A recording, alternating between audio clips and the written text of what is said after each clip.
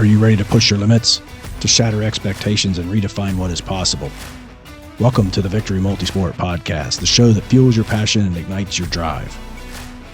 Whether you're a seasoned triathlete, a weekend warrior, or a beginner dreaming of crossing that finish line, we're here to equip you with the knowledge, inspiration, and community that you need to achieve your endurance goals. We'll celebrate individual wins and great accomplishments, no matter the size, speed, or publicity.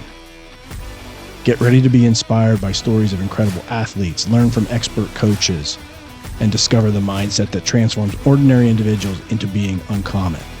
This isn't just a podcast. It's your training partner, your cheerleader, and your coach to ultimate victory. So lace up, clip in, and dive right in. It's time to unleash your potential. It's time for the Victory Multisport podcast. Yeah, so today we have very special guests with me.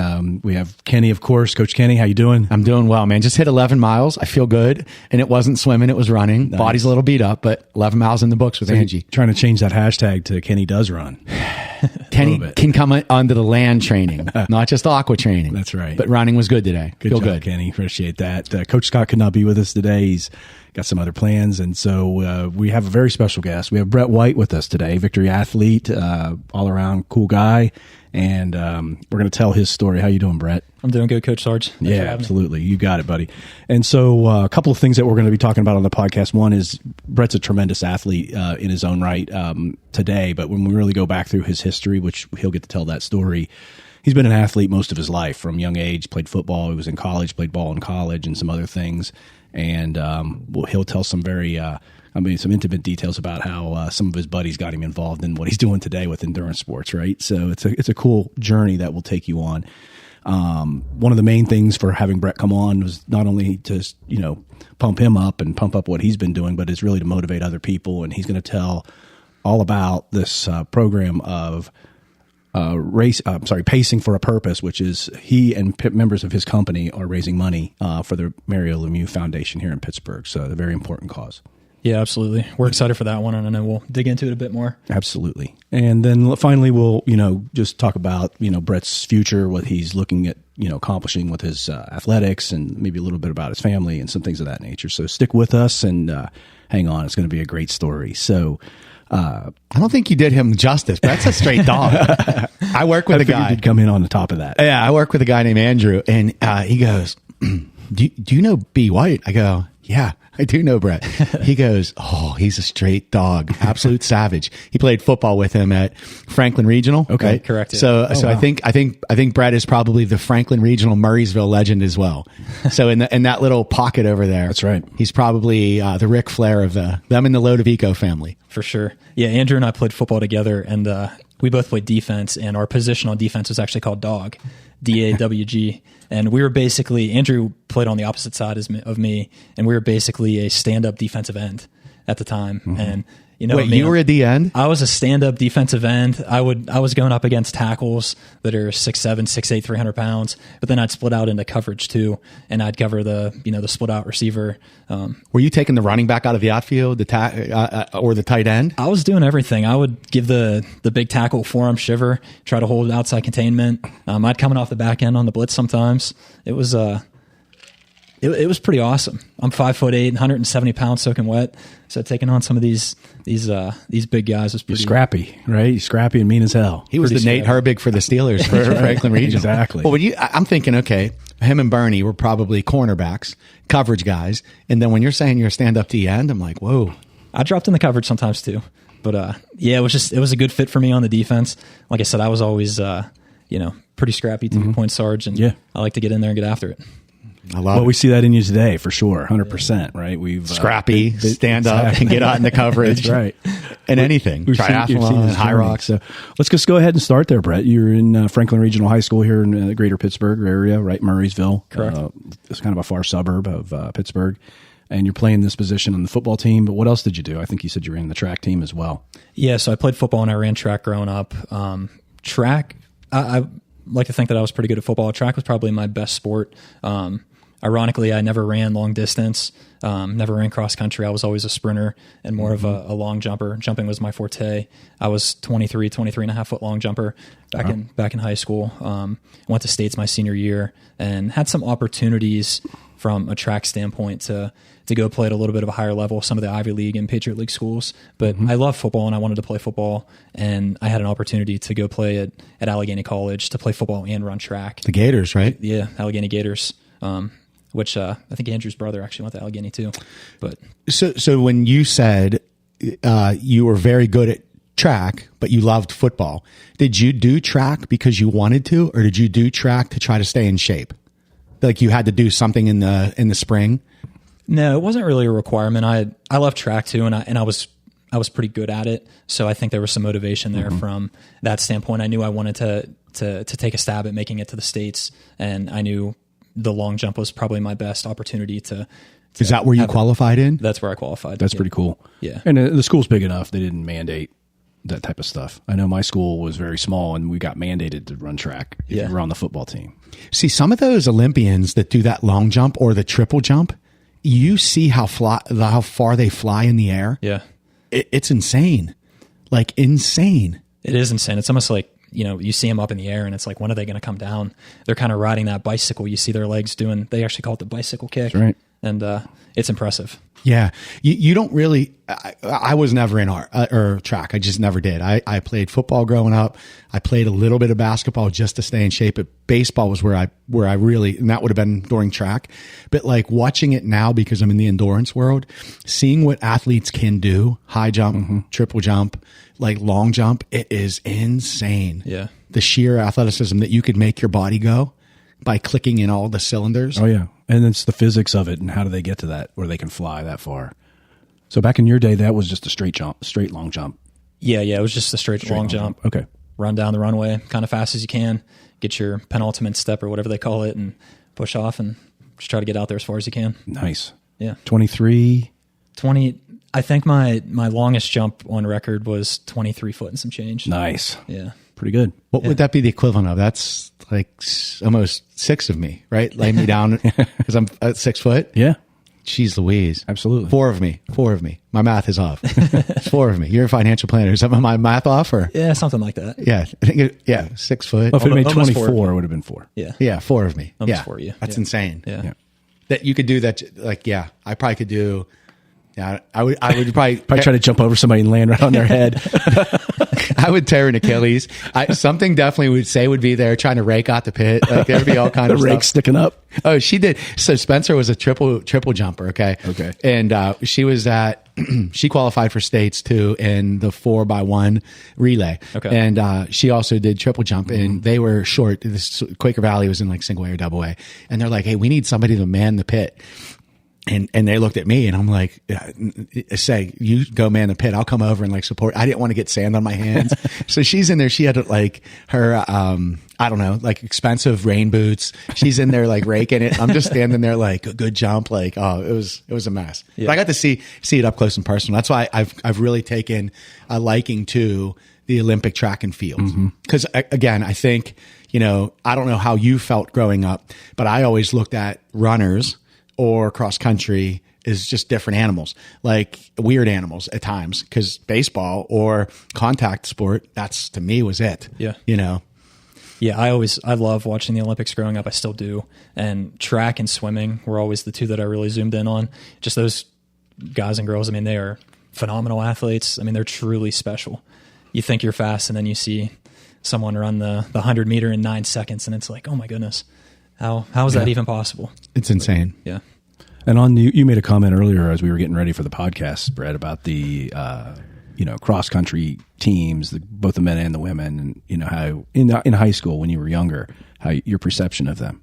Yeah. So like I said, it's kind of ironic now because this whole thing that we do is endurance running and longer distances. And growing up, I was always the sprint and the jumper. We used to do a 2-lap warm up, which is 800 meters. And I used to hate it. It's like, come on, I don't want to run 2 laps. I don't have time for this. I don't want to do it. And then you'd see the long distance runners and the cross country folks that are running, 2, 3, 4, 5 miles.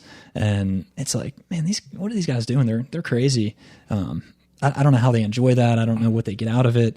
I just don't understand it. And I have such a newfound respect for the world of endurance as a whole. But it's really kind kind of thinking back, like I said, it's just a newfound respect for everyone in that world. Yeah. So when you're out there now, as you're getting into these distances, obviously running marathons, multiple marathons, full distance Ironman finisher, Lake Placid last year, Yep. And other things in between, right? 70.3, Sprint Olympic. So what is it about the endurance sports that you're noticing the most, or you're having the aha moment about when you're in it, right? When you're out there by yourself, or you're just kind of in your own head? Yeah. So I think really it's just the challenge of, someone saying that 13 miles is really far, and I don't know if you can do it, or I don't know if you can do it in a 4-week turnaround or a 5-week turnaround.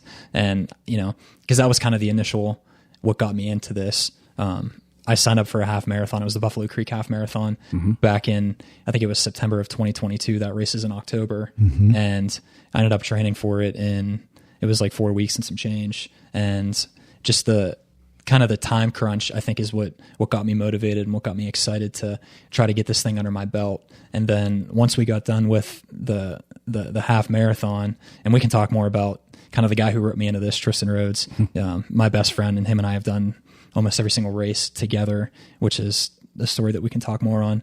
But once we did the Buffalo Creek Half Marathon, him and I are kind of putting our heads together thinking, what's next? Well, obviously the next one is let's just jump into a full marathon. So we signed up for the Melbourne Marathon down in Florida. That was in February of 2023. So we went from the Buffalo Creek to the Melbourne Marathon, and fast forward to that, we ended up knocking out that marathon. We both did great. Another kind of accomplishment, and notched that on the tool belt. And so after we did that, it's like, well, what's next? Well, Tristan said, I think there's something called an Ironman. Let's look into that. I didn't know what an Ironman was. And, you start to look into it more. It's, the swimming, the biking, and the running.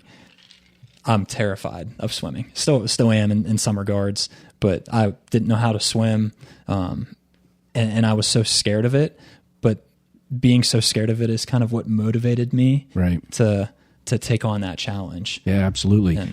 So I think that what I heard in that piece, if I can just paraphrase, was as much as you thought that those endurance runners in high school were a little bit nuts, now you've realized that you're a little bit more nuts, or as nuts as they may be, and that people are now thinking about you and looking at you saying, hey, I think that's pretty nuts. I'm sure family members have said that's nuts. Why are you doing that? Why would you want to do that? All those things have come up, I'm sure. For sure. Yeah, I've had a lot of family members and work colleagues just saying, you're crazy. Why do you do this? Do you get pleasure? Essentially, yeah, why are you doing this? And, it kind of comes back to what I was saying. It's, because I can, there's, and this is a little bit cheesy, but, not everyone has the opportunity to be able to do that. And, fortunately I do, and all of us on this team. Yeah. I don't think that's cheesy at all. I think that's an absolute valid correct reason, 100%. Right. And even if you want to get even deeper on that, there's people that are not able to, they're incapable of, because they've been set back by things that have happened, whether it's been, war and they've lost limbs, or they just don't have the capacity to do it. Maybe they don't have the community around them or support from their families. Maybe it's just their economics or anything like that. So to be blessed, as we all are, to do these things that we love to do, to be involved with people that we love to be around, and to be in sports that uplift us, I think that's exactly, almost makes it required that we stay involved and stay in it and do it. Yeah, for sure. And being a part of Victory and having a community around you of a whole bunch of crazy people going toward the same goals and the same type of accomplishments, that just helps further solidify the relationship that you have with the sport, and then with the people in your community as well. Yeah, there definitely is something to be said for, because you would always see like, oh, I'm going to do IMLP, Ironman Lake Placid. Then you see IMCHU for Chattanooga. And then a couple times people are like, I am crazy. It's that craziness that everybody that doesn't get on the bike or get in the water with you or run with you, they don't understand that level of crazy. But we all do, and we love it. And we want that crazy around us, because, perfect example in running today with Angie, she had shared, she's like, I said, what motivated you to get back into this?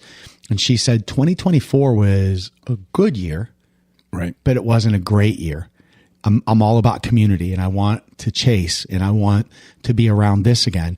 And we talked for like 3 or 4 miles about, I'm better in this. I'm better when I can realize I can do hard things, and hard things to some people might be, 2 miles. That's hard.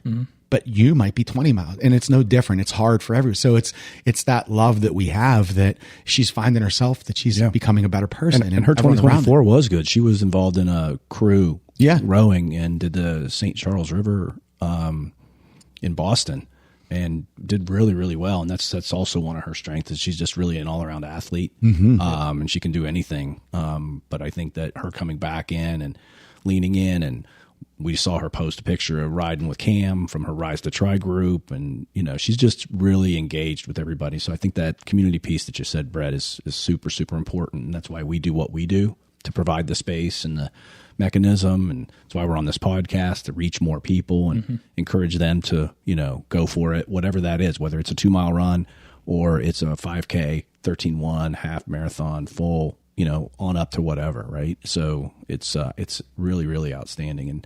And I'll use myself as an example. I mean, I took some time off after Lake Placid, and, probably a month and a half or so ago, I started getting back into the bike and the run a little bit. And my first run back, I think I did a 6-mile run. I was running at, like an 11-minute pace. My heart rate was high. I'm like, this is really hard. How did I just do 140.6 miles in a full distance Ironman, back in August, less than a year ago? And I think that speaks to the point. I mean, hard is a relative kind of term, and, getting back into it, I mean, it was hard. So I'm kind of started back on square one, and I'm working my way back up. But again, I love the challenge, and I love the feeling after a workout. Just everything kind of floods into your body, and it's just a great feeling. Yeah. That's kind of my motivation. I think that knowing you and have met your family as well, I think there's probably an angle like Kenny and I did, and Scott, with showing our kids a way of life and a way that you can accomplish things is also probably in there as well.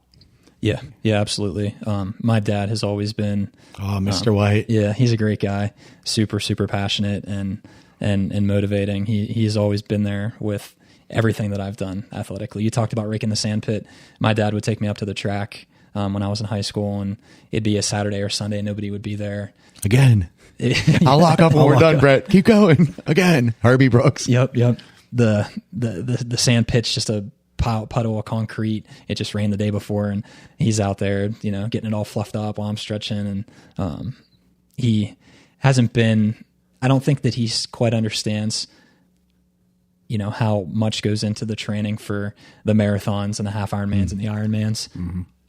But he loves being there, and he just enjoys it. I think it makes him proud. Oh yeah, 100%. It was one of the greatest moments, I think, in my whole Ironman career. Literally, him and Tris come up to me, standing right by the rock. I'm zipping these guys up. We said a quick prayer. AIM was there. Here comes Mr. White in. Okay, Brett, can you show me how to work the tracker, this Ironman tracker? I don't know how to get it. If you could have seen Amy, Brett's wife, she goes, Kenny, you take Brett and Tristan. I got Mr. White. And it's like Thursday. The race isn't until Sunday, right? No, this was Sunday morning at Sunday morning. 10 minutes before they were going in the water. It was, hey, how do you get this Ironman tracker? She looked at me and just goes, take the boys. I got him. And it was just such a cool, it was just such a cool day, because he kept coming up to me with the tracker. Like, how's he doing? I see this. What would he do if he does this? And he was trying to understand what that day was. And I don't think any parent, they love you unequivocally. They'll do whatever, but they don't understand all the ingredients that are going into what you're doing. They're going to be there, and they're going to be your biggest fan. Only those that are going to get on that bike with you or be in the water that understand the countless hours and the sacrifices and the 3 o'clock in the morning wake ups to go run 20 miles so you can go to work, so you can be a dad. Like, those are the things that they miss out on. But there's a big part of why you want them there. He's the guy that raked your pit. Yeah. He would be the guy to clear space for you to get in the water. And that's the stuff that you love. Yeah, absolutely. That's awesome. Yeah. So okay. So we're playing football. We go to college. Yep. We're playing football in college. At what point did you lose some of the athleticism of just, I need to do something? Like, cause Sarge and I, it took us, maybe 10 years after I went out of college, and I'm working, I'm enjoying life, but life is like a downward trajectory where I'm like gaining weight. I'm drinking a lot. I'm having a great life, but it wasn't fulfilling. I wasn't being fed. Yeah. Like, at what point did you feel like, okay, I've enjoyed this enough. I got to go back and find that 23-foot long jumper, that defensive end stand up. I got to find that dog again. Yeah.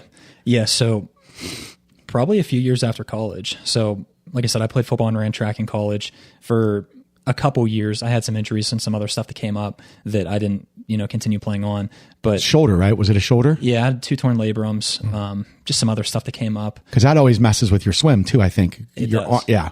It does. Yeah. It still clicks a little bit, but it's something that you just get through. Yep. But so once my football and track career ended in college, I turned to lifting. So I got pretty big into lifting, just trying to do like the big movements, the bench press, the, squats, just trying to get really big and strong. I was kind of the meathead in the cafeteria who was drinking the gallon of chocolate milk and Carrying his jug of water. Jug of water all the time. Protein powder. That stereotypical, we all know who those people are. Eating his can of tuna fish at 3 a.m. You ever eat like the raw liver and all that? Yeah. I never had that, Elkhart. but they used to have like a grilled chicken station in the cafeteria, and we would always get grilled chicken and just order extra. We'd hide it in a napkin or in like a paper plate and try to sneak it out, put it in our backpack or something, just so that we'd have extra food whenever we get back. So what are you right now? Are you like 180? No, I'm probably 170. 170. Yeah. Okay. When you were really lifting, did you crest 200 pounds? I never crested 200. I was like 185 at my biggest. Would you have been okay if you crested 2? I don't know that I could have. Honestly, I was eating a lot. I was drinking a lot of everything in college, but I think 185 was probably the biggest. I mean, I'm sure I could have gotten a little bit bigger, but to maintain kind of the mass that I wanted and the look that I wanted, I was pretty sauce to the gills at that point, if you will. Yeah. But Now, were you doing any, I know you may not have been doing shows, but were you doing the cycles? Were you cutting and then bulking and cutting? They call it winter season, right? Yeah. Putting your winter jacket on and then cutting it off. I never did any shows, and I never really kind of like cycled on through like a cutting phase and a bulking phase. In the wintertime, I would definitely kind of layer up. I'd put on a sweatshirt, maybe like 2 sweatshirts, just to, kind of contain everything. And then come summertime or once the weather would turn, I'd break out the cutoffs and whatnot. But so I got pretty big into lifting. And then once I graduated college, you don't have access to a gym 24/7 anymore. You don't have access to all you can eat. You got to start paying for stuff on your own. And my wife and I, we had just moved in together at that point. I had just started my first job. So, life was happening. Right. It's not, going to class a couple days a week and, going to the gym 2 or 3 times a day. So that kind of faded off a little bit. And then it kind of came and went for the next couple years, I'd say. My wife and I were getting married in 2021. So I had some motivation there leading up to that. Hey, I want to look good again for the wedding. So I kind of got back into things, but then it faded out, kind of came back again, and then it faded out. And I remember kind of where we talked earlier, we were watching a Steeler game sometime in September. The Steelers probably had just lost. And I got a phone call from Tristan. And where did you meet Tristan at, by the way, before you go there? Yes. Was he at college? Yeah, so this is a great story. So I got randomly paired up with Tristan my freshman year of college. So him and I both played football. We were both the same number, both had kind of long-term girlfriends. We both ran track, and we were both, for the most part, the same positions on offense and defense. And we had a lot in common, little did I know. But we got paired together by the head football coach at Allegheny at the time. His name was Mark Matlack. He has since retired. But people always joke that he kind of had a Rolodex in his head of he just remembered everything about everybody. He'd remember your girlfriend's name, your dog's name, your whole family's name. And he knew that pairing Tristan and I would potentially be a good fit. Again, this was all kind of before I knew any of this. So I had sent Tristan a text before I had even known anything about him, saying, hey man, what's up? Looks like we're going to be roommates. I sent him this book long of a text message. It was like MLA format, intro paragraph, bodies, conclusion. He texted me back like 2 days later, and all he said was, "What's good?" That's him. I just sent this big long text, and that's how you're going to answer a couple days later. I remember telling Amy, my wife, girlfriend at the time, that I don't think I'm going to like this kid. Like, he just seems very standoffish. All this stuff. Fast forward to move-in day, him and I met each other. We kind of hit it off, and we've been best friends ever since. He was the best man at my wedding. I probably talked to Tristan every day. Amy would joke that he's my second spouse, just with how much I talk to him. Oh, he's one of the goofiest guys I know in regard, like his humor. Like when he rode his bike trainer off and ran into the wall and he had blood all over his face and sent me a picture of the towel. Yeah. Like he has that. He's from Carn City up that area, so he has that very country. Like he always races with a massive mustache. He does that big wheels rolling thing when you see him coming. Yep. He just cracks me up. And there is another gesture he does in pictures that his wife gets real mad at him about. And I think you were like, "Don't do it. I won't put it on." We can talk about it off the podcast. His stunts, but those that know Tristan knows what this stunt is. But he's been a big part of, honestly, my life. I mean, I'm pretty introverted to begin with, and he's not introverted at all. And just some of like his antics and gimmicks and just being out of the box, I've definitely kind of picked up on that. So Kenny and I would know nothing about any of that kind of a relationship. Oh yeah. So, it's the same thing. You got Mr. Introvert over there, and me challenging him. His wife will tell you, anybody that jokes with him, he's going to cut them or want to kill them. You're the only one that can get away with what you do. Even the kids don't even do it. Cause they're like, no, Mr. Kenny's the only one that can poke fun at SARS. I needed to wake him up at Lake Placid for something. I'm like, "Paige, go wake your dad up." She's like, "Oh, no. He'll swing at me." They're like, "You're the only one that can go into him and wake him up when he's sleeping." I'm like, funny. I don't know, man. It's craziness. It's crazy. Okay, so go back now to go ahead with your story. So Tristan called you. Yep. So he called me and he said, "Hey, I just signed up for this half marathon, the Buffalo Creek Half Marathon."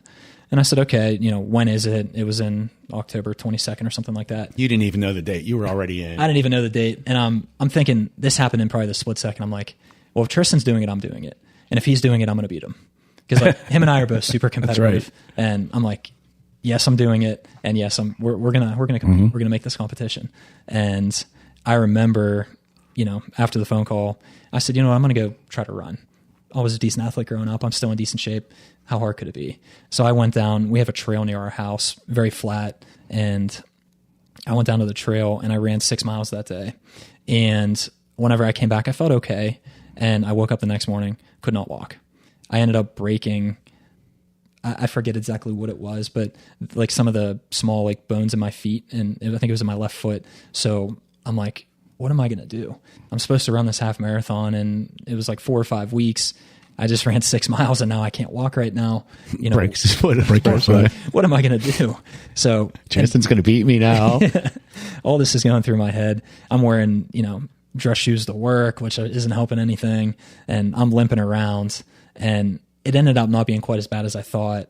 And I took like a couple weeks, and I only had a few weeks left to the race off to try to get my feet better. Mm-hmm. And I ended up coming up with more of a game plan, if you will. Hey, instead of running 6 miles with absolutely no training, let's start with a mile, then 2 miles, and let's slowly build back up to it. And I think I ended up getting up to like 10 miles before that race. Still limping a little bit, but I think it only made me stronger in the long run. Hey, I got to do this. I'm going right for 6. Is that the trail that's in Murraysville? Yeah. That is like where Moe's is. It kind of goes all the way down. Is it like an 18-mile trail? Yeah. So it's, I think it's 19 miles. Okay. I know exactly where it is. Yeah. It sounds more like Kenny's story too, right? Which one was that? Ours. He's like, we should run a half. Okay, I'll run a half. I got to get new shoes. Go to the running store. They're like, "What are you doing a half? You should do a half Ironman." He's like, "Okay, yeah, then I'll do it." Yeah, I never even did that half. I signed up the day after. He had to run the half because he signed up. Did great. Then I did Jump the in the car Ironman and do the Ironman. half Ironman the next day. Yeah. Unprepared, missed the athlete briefing. It was a whole disaster. But I had basketball shoes on. learned Like, a I had lot. no, I had no clue. Told him I think I'm going to be like an hour and 10 minutes to finish. But, Yep. but that is a point, when you have other people around you, whether it's the community or it's your best friend from college or it's the neighbor you meet, drinking beer in the backyard, that when you both have the idea that this is not going to work for the rest of your life and you got to change together, Motivate and you. you're going to do it. Somebody in that group has to say, we should do this, or we should do something, or we should do that, and just start pointing at races or events or a calendar or some sort of stake in the ground that you can work towards, right? And you obviously went at it a little bit like killing snakes the first day, but then you drop back and you started running your mile, your 2, your 3, and you increase your distance. So that's just for the listeners that are out there that, if you're, I guess, soloing it or not soloing it, but get your tribe together and have them help you, push yourself. And there's going to be somebody in there that's going to have a big idea that most people are going to be like, nah, I don't know if we can do that. Let's try something smaller. Yeah. But they're going to be the big idea guy. And it sounds like Tristan was for you. It sounds like Kenny was for me, for sure. I know that. You look at it all over, Victor. Zodis and McLean, you got sisters, that are just said no more. Yeah. Come with me, or let's try to go on this thing together. Yeah. And it might not be that first one might come kicking and screaming where, I didn't think of that idea. I don't know if I want to do it. And then the minute they see one do it, I got to do this. Yeah. But even just doing it together, because they're, not that this was your plan, but some folks can be playing run, walk it together. Just be together during that time. A little bit of military shared suffering kind of training together where you build a bond, you live through it. You could tell the story again, over and over again. And that's where life really happens. Yeah. And it helps so much, to that point, just having somebody, whether it's one person or whether it's a whole bunch of people, to go out there and to train with and to go through that really hard workout with. Nobody wants to do that by yourself, but sometimes we have to. But anytime you can do it with somebody else, that just makes it that much better. That's right. It's interesting when you finish that race. What was your feeling? Honestly, the first thing that we said was, or somebody said to us was, would you do this again? Or do you think you could do a full marathon now? And, all these feelings are kind of flooding into you at the same time. And right there in that moment, it's like, this was really, really hard. I don't know if I want to do this again. I don't know. For sure as heck, I'm not going to do a marathon. But then, so that was in the moment. But then later that day, the next day, it was probably the next day, I'm thinking in my head, maybe I should do another race. That's right. Maybe I should do another half, or maybe I should just go straight to a full. And something about that feeling I enjoy. I enjoy kind of the suffering and the sweating and the really hard work that you have to put into it for the payday of what is a race. So that's a great way. That's a great analogy. Yeah. For the payday. That's right. You never hear of the payday, and the payday, I guess I'm just thinking about that. That could be the medal. That could be the overcoming everything to get to the start line. That payday is going to be something different for everybody, but hearing you say, I enjoyed the payday, all that went into the payday.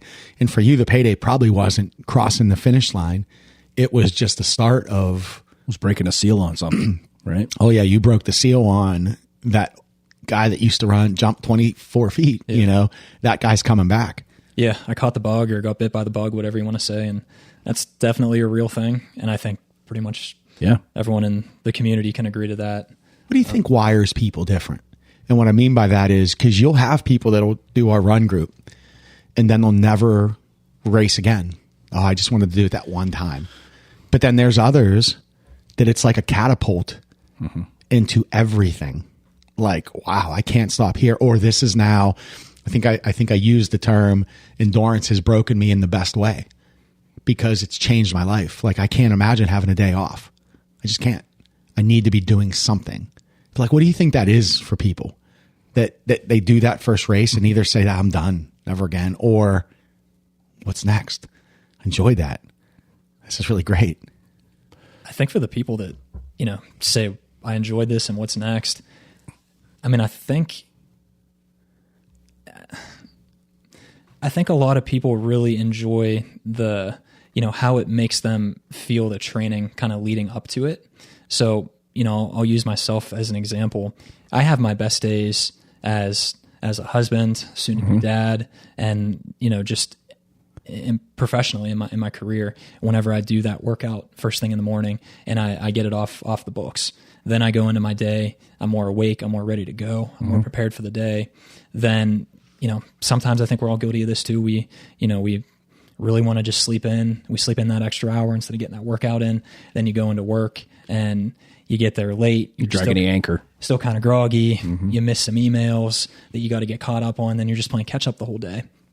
I love kind of getting that workout done first thing in the morning, kicking the day in the butt and just getting off to a good start. Yeah, and I think that's what drives a lot of people. It just makes them a better person, having something to do and something to train for. Oh, 100%, Brett. And my wife even will tell you that if I'm not doing something, then I'm a pain, right? I'm in the way, I'm grumpy, and things aren't going well. So when we were actively really racing almost every month, I think, back in the day, it was a lot on her to take care of the kids during the workouts and the long workouts, but it was worth it to have a better life, with everything else going on. And, really just to get me not to argue, because I'd fall asleep on the couch, right? And that was okay. And it wasn't like I'm an argumentative person, but I can get grumpy if I'm not feeling productive, if I'm not feeling, like I'm doing my piece, right? So I think that's definitely a thing, that things like this set you up for success, and busy people get things done.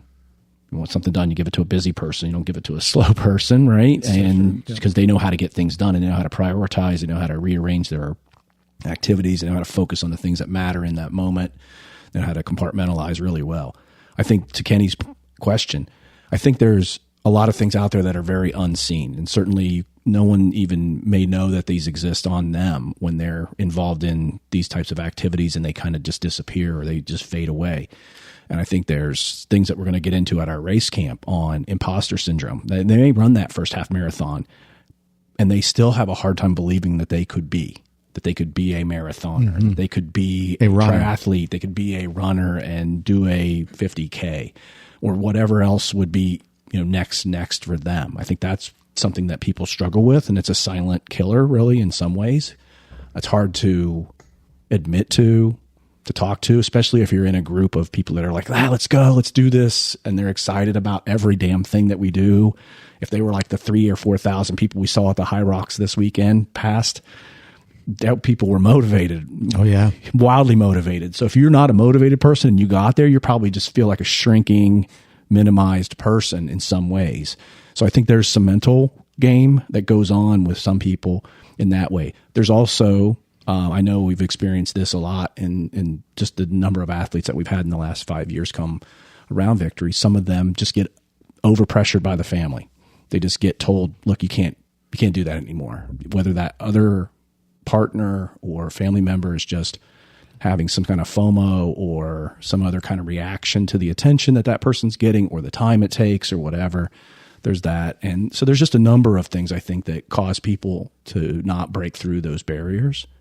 I would encourage everyone listening that maybe that's you, that has happened to you at some point in your life where you walked away from something that you did enjoy, is it will make you a better person. It'll make you stronger. It'll make you more engaged with your loved ones, your family, your situation, and it just makes you an all-around better, more present, I guess I would say, with everything that's going on. So I would encourage you to maybe come back, start small again. Don't go out and run 6 and break your foot on the first day, and just try to get back into it.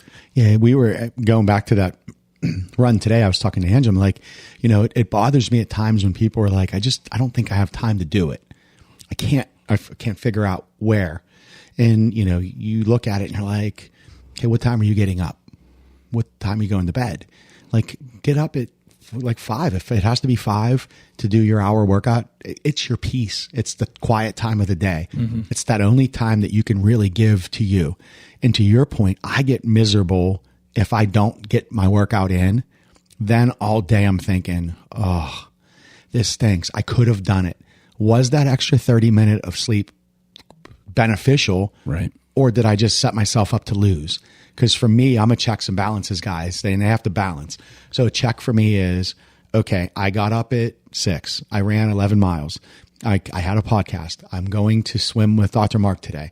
I'm going to maybe play pickle with Say. Like I have to, if I missed all that stuff, I feel so unproductive and I'm grumpy. like a bear with a sore butt. Like I'm annoyed and I don't want to be that guy because I need fed. If I'm fed, then I can feed everybody else. Right. Yeah. And I think that's exactly what I was just trying to articulate is if you're doing yourself justice, then you're able to give back even more.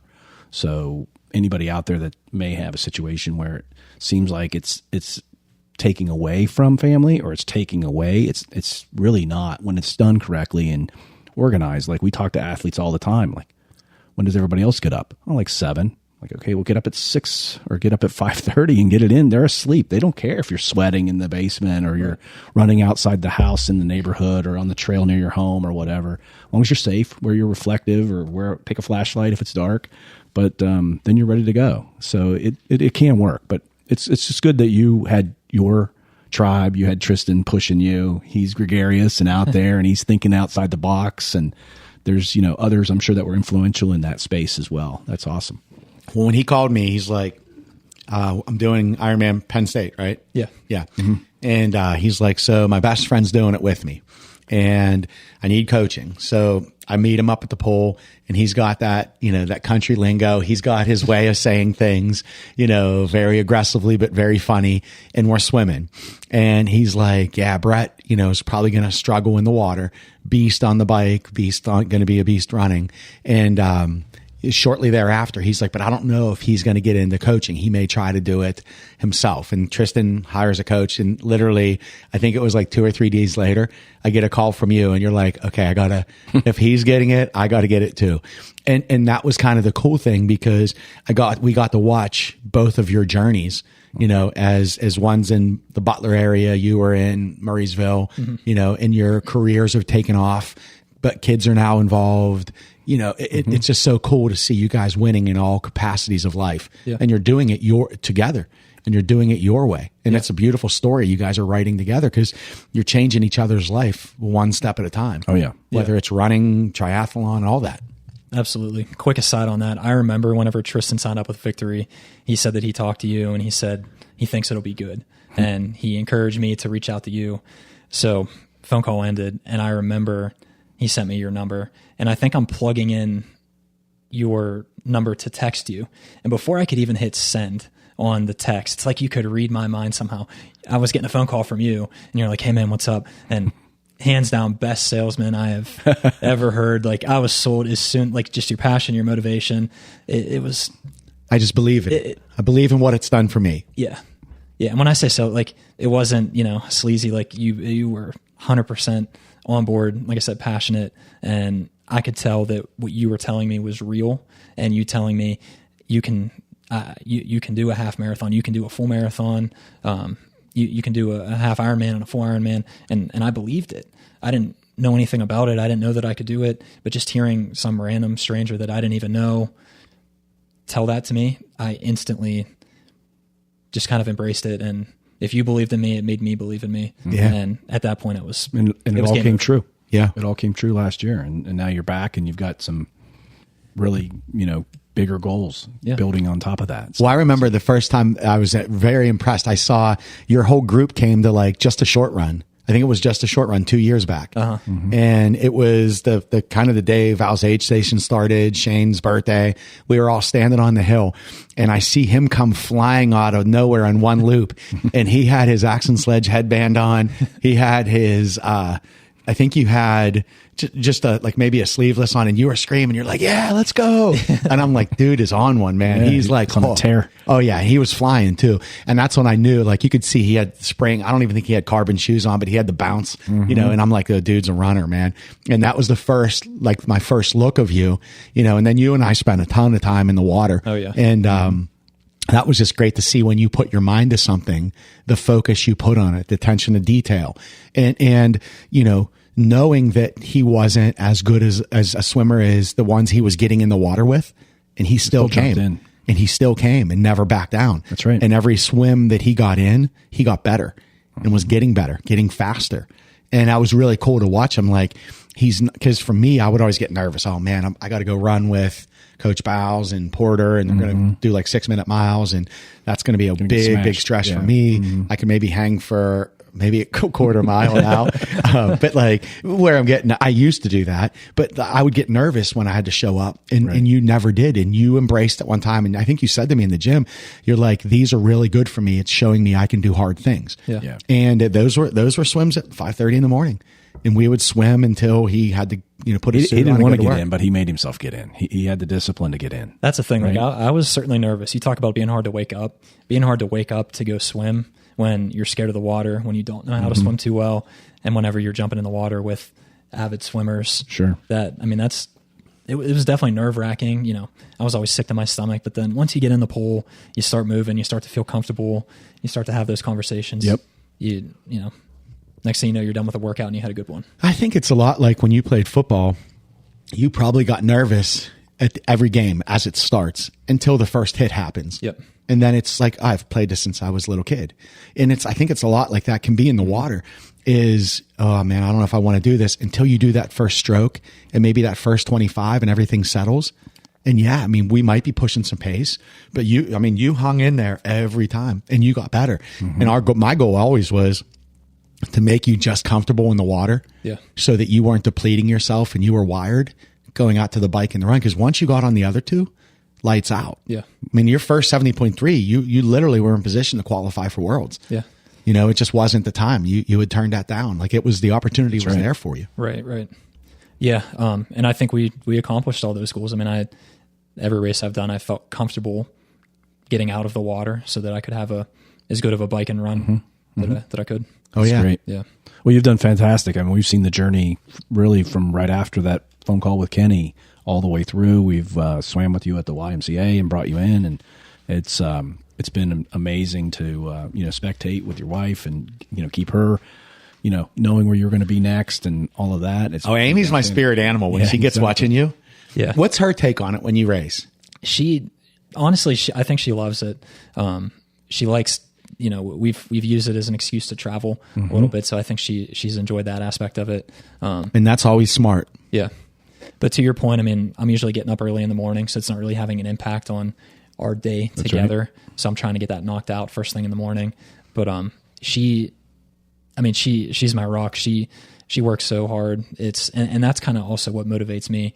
She's a school teacher during the day, and then she's the head coach of her gymnastics program in the evenings. So there's days when she's gone from 5:30 in the morning to 8:30 at night. And, I see her working her butt off, professionally with the gymnastics. And, I got to do the same thing. I got to work hard professionally, and then I got to find something to make sure that I'm kind of doing my part as well. Yeah. And watching the growth of you has been extraordinary. And it's not just an athlete, it's the whole scope of you as a human being.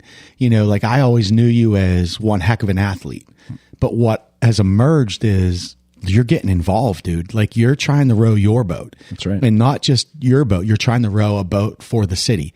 You're trying to row a boat for others. Like I remember I was coming home from Huntington, West Virginia, and he called me at like 6:00. And I think you talked to me till like 7:15. Yeah. And he's like, how much more do you have to drive? And I'm like, X amount. And he's like, well, Ames at gymnastics. So I'm going to keep firing questions. and that's where a couple ideas were born. But what I like about it is, you're in the financial planning sector, and you're taking on a lot of responsibility with helping people manage their future, helping them plan. And you're being a financial coach, but through there, you're finding opportunities to become members on boards. Yep. You're on the Victory Advisory Board. You're on the YMCA board, and you're giving back in so many different components. It's unbelievable, man. You're leaving a legacy that is so cool to see, not as an athlete, not as a person, but as what you're giving for others. And I just love watching you grow because you're growing in such a great capacity. Yeah, well, I appreciate you saying that. And, I truly believe that, what we do, we do help people, again, both professionally and then personally. So I always tell people, as far as managing money, sometimes that gets kind of a bad gesture associated with it. But I always try to bring people back to the reality of it. And I tell people, think about your house and how your house is built on a strong foundation. Well, the same thing's true with your financial life. You need to have a strong foundation underneath your investments if we want to make this thing work. And it's rewarding to be on both the front end and the back end, to see people accomplish their goals, have a successful retirement, buy that beach house that they've always wanted, help pay for their grandkids' college plans and whatnot. So, that's kind of what gets me excited from a career standpoint, truly being able to help people with their successes and their wins in life. Yeah.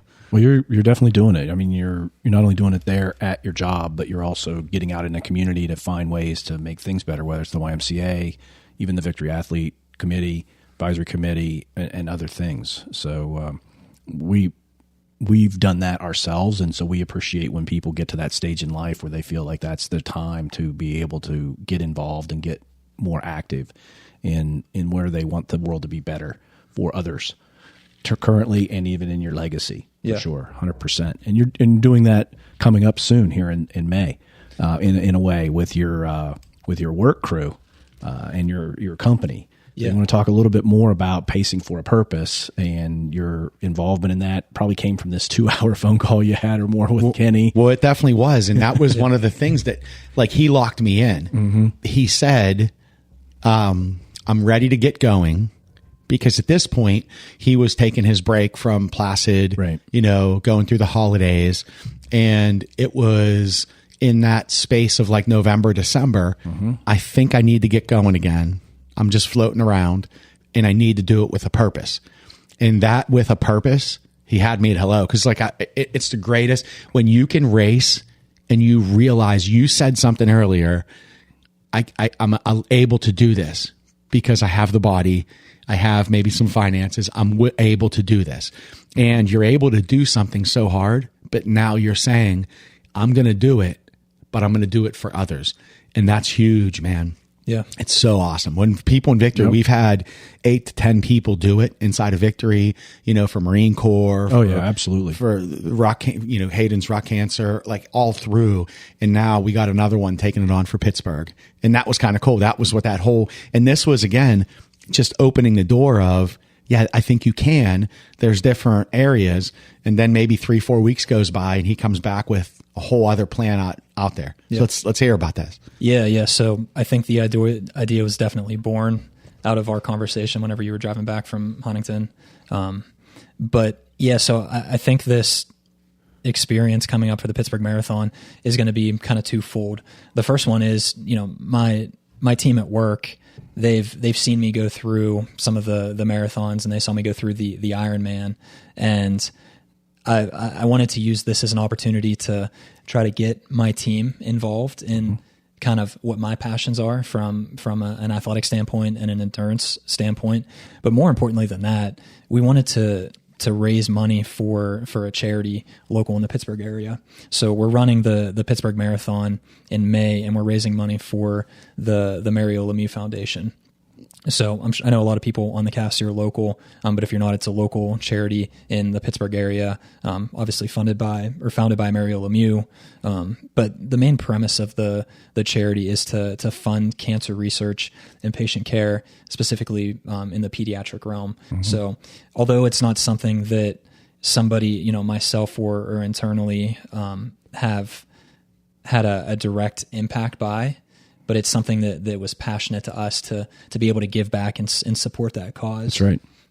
A lot of people, especially within the Victory family, I don't think, Hayden would mind us sharing, but, he went through some personal stuff as well. So the opportunity to support a charity that is, funding groundbreaking research on all ends is something that, we saw as a valuable opportunity to give back to our community and so on. That's awesome. Yeah, it's incredible to see, because once you got this thing really cooking, we had a call and really discussed how we could support you in that by posting and reposting and getting some activity for you. So the fact that you've got like direct team members, people you work with almost every day that Correct. are going to run with you, Yeah. right? And even though we try to encourage all of them to run, they were like, yeah, Brett's going to run the whole thing and we're just going to support Yeah. him. What is the layout of this? Yeah, so- is it 26 for you and a relay for them? Yeah, so it'll be pretty cool. So I'm going to run the full 26.2 miles.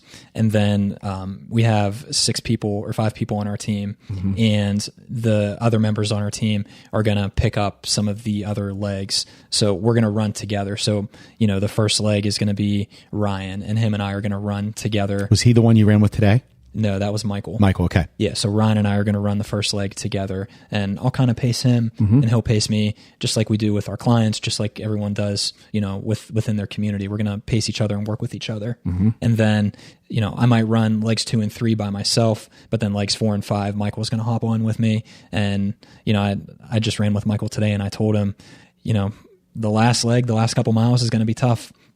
I'm going to push you, but I'm going to need you to push back and carry me with you. And, don't think that because I've done this before, it's going to be easy. It's certainly not going to be easy. It's going to be very hard. A marathon's hard. I don't care how many you've done or how fast or how slow it takes you. They're hard. And I was telling him that, and, telling him that, he needs to be there to kind of help push me through and get me to the finish line. And then, once we ultimately get to the finish line, the rest of our team's going to be there waiting for us. They're going to hop in, and we'll have the opportunity to run through the finish line together. And it'll be, I think, a surreal moment for myself. And then also for our team. Oh, it's going to be brilliant. Absolutely. And I think you said a lot there. I want to just draw that out.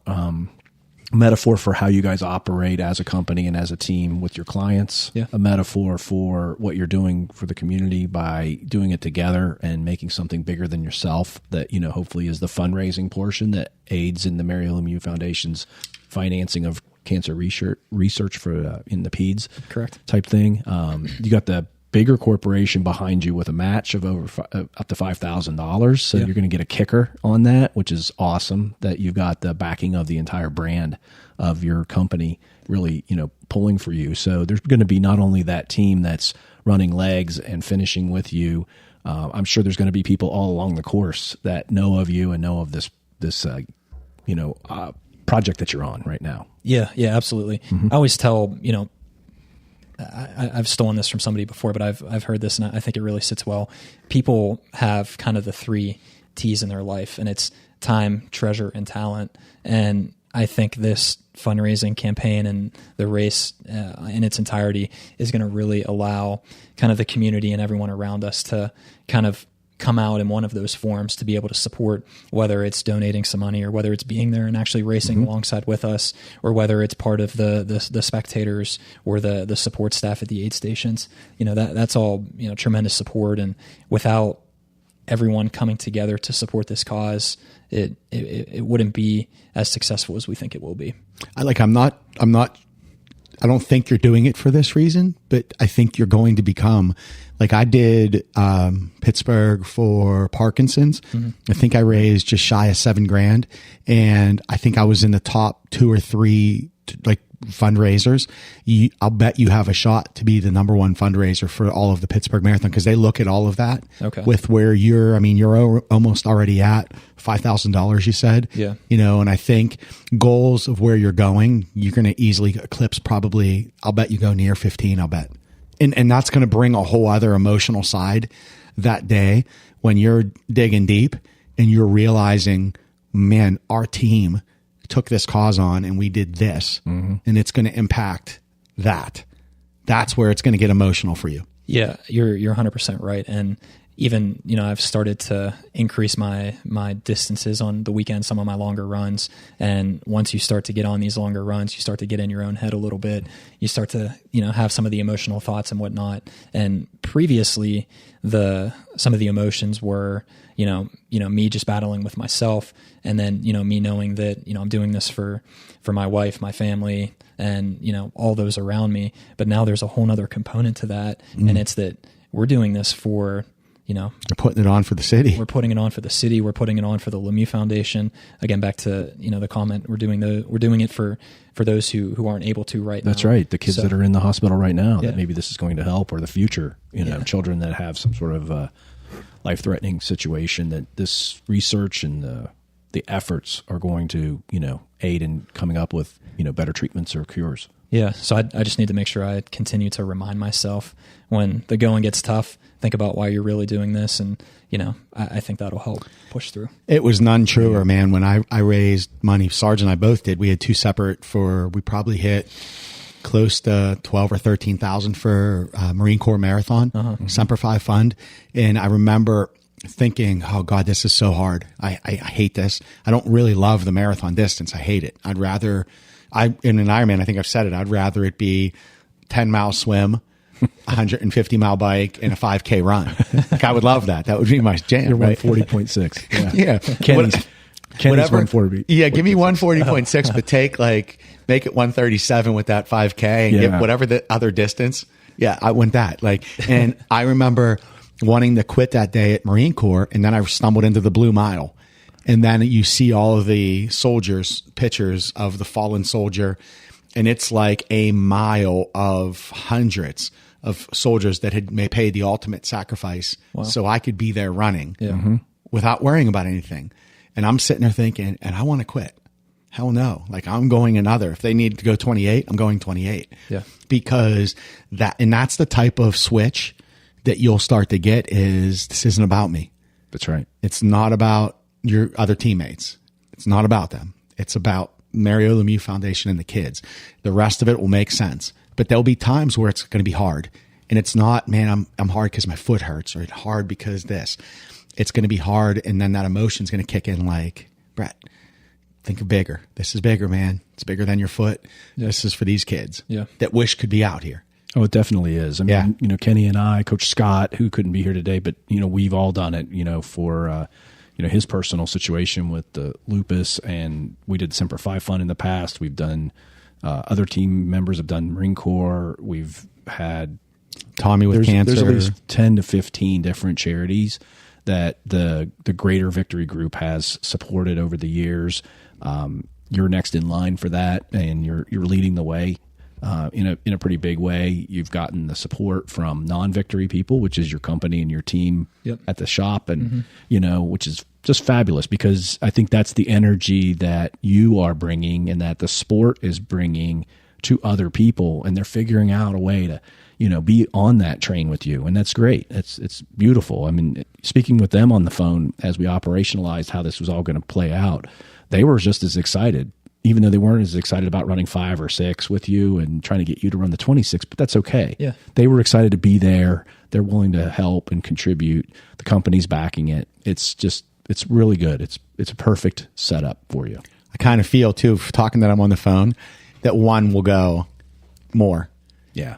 I think 13-1. I think so. He was asking a lot of questions. Yeah. It's okay. And I think with 30,000 people that'll be in that crowd, and when he touches that red carpet, and it'll be that, I'll never do that again, 2 days later. Yeah. Hey, Brett, what race are you doing again in the fall? Having put 2 extra gels in his pocket when he goes for that day, so he has some fuel. Just in he case. might go a little longer. What's that High Rocks you're doing in November, Brett? Yeah. What's this going on? Yeah. Well, that's great. So anybody listening, we'll have a link in the bio for this podcast to attach to Brett's fundraising page at the Mario Lemieux Foundation. Feel free to investigate it and check it out. And we're super proud of you and the team for putting this on, and we're excited to have you on the podcast to talk a little bit more about it. Yeah, absolutely. Excited to be here, and I'm excited to see everything finally start to get close to the finish line. It's going to be a good one. Yeah. So Brett, on as we start to wrap up the podcast, how do you feel with other people that are out there thinking about getting started or wanting to do more or going to that next distance? Like, what would your advice be to someone that's on the fence? Maybe they've done something in the past and they've taken a break because life got in the way and things are changing in the way things are stacking for them. But maybe there's a cloud or some fog they want to clear through and get back to it to hopefully get some of the benefits that you're seeing that we all sitting at this table have seen in our lives on how it made us a better person and more productive and stronger. Besides going on the trail and running 6 miles. Yeah, don't do that. We don't want you to do that. But, no, what advice would you? Probably non-running shoes. Yeah. They were my grass cutting shoes. Yeah, exactly. Holes in them. White leather New Balance. Just ridiculous. Thinking back on it. What I would say is, it's really hard to start anything. It's really hard to apply for a new job, or it's really hard to, start a family. It's really hard to do these things, and signing up for a race is no different, but you need to do it. As soon as you sign up, you're going to get that kind of, it's going to be the ignition switch to get going in the right direction. And then from there, it's, again, this is kind of cheesy, but it's just one step after another. You can't start if you don't start moving forward at some point. And, I think it's as simple as that. And it's not simple. Again, it's very hard to do, but when you step back and take that aerial kind of view and look down at yourself, it really comes down to that. You got to start. Yeah. It's funny, Sarge, because you had just said, focus on one thing at a time, because you get people like automatically like, oh my God, I have to do 12 miles, or it's going to be this, or it's going to be that. And I'm training a girl named Danielle, and she's swimming 19 miles in the Pittsburgh River, August 23rd. Wow. And I say to her all the time, focus on one swim at a time. Yep. You're going to see 2 weeks. We focus on the day we're in. Win that day, wake up the next day and restart. Because I know when I did it the first time, I would always think about, oh, geez, that one's coming next Sunday. Friday's coming. Right. And it's Saturday. Just living in that moment and celebrating the win you're in. So I think you saying what you just said is so profoundly smart. Yeah. I think it's exactly as you said, get started, have a plan, not a 6 mile first day plan, but a regular plan. And be as maniacal as you can, or as strong as you can in your discipline of just being consistent. So if that consistency is 30 minutes a day, then do your 30 minutes a day. If it's more than that, you go down the path of getting closer to a bigger goal, then make sure that you're just consistent. And that 21 days in, you've built a habit. You're getting up relatively at the same time. You're getting it in if it's the morning for you. But that consistency piece also helps. Yeah. And I think, getting started might also mean reaching out to a friend who might be interested in doing it with you, or finding a group. That's right. My plug for Victory here. Find somebody within Victory who or just reach out. Don't be afraid to. These guys are here for a reason. They're here because they're experts in their practice, and they're going to help you accomplish, whether it's a 5K or a half marathon or a full marathon, whatever it is. Reach out, let them help you, and you'd be very surprised with the results at the end of the day. Better together. Yeah. Thanks. Yeah. Well, we appreciate that, Brett. And, that we definitely have helped many, many people, and we're willing to talk to anybody about it. And so we definitely can reach out. No problem. So Brett, thank you for being on the podcast. Thank you for telling your story of athleticism all throughout your life and the ebbs and flows of that. Thank you for describing how some goals were set for you by others, but you went along with it and you stayed disciplined and went through some training. Made some mistakes along the way, but you recovered well from that, accomplishing not only being a college ball player, but a great family man, soon to be dad. But probably by the time this podcast drops, maybe that's an announcement that can be added in. I think it might be. Yep, ready to go. Are we finding that? Is it a we finding? No, so we don't know if it's a okay, so we're going to be surprised. Even better. It'll be a surprise. Do you have pink socks on? Blue socks for a reveal? It's one of each. It's one of each. Yeah, just to throw me off. Yeah. So, and then becoming an Ironman on your own, and now an accomplished runner, encouraging other people to come alongside you, investing in the community and in, the cancer research that's going to help the world eventually, as it develops through the Lemieux Foundation. And really sharing your story with us. So outstanding. So thank you so much. Yeah. Thank you guys all for having me be here. Absolutely, Brett. You've been listening to the Victory Multisport podcast. We'll talk to you very soon.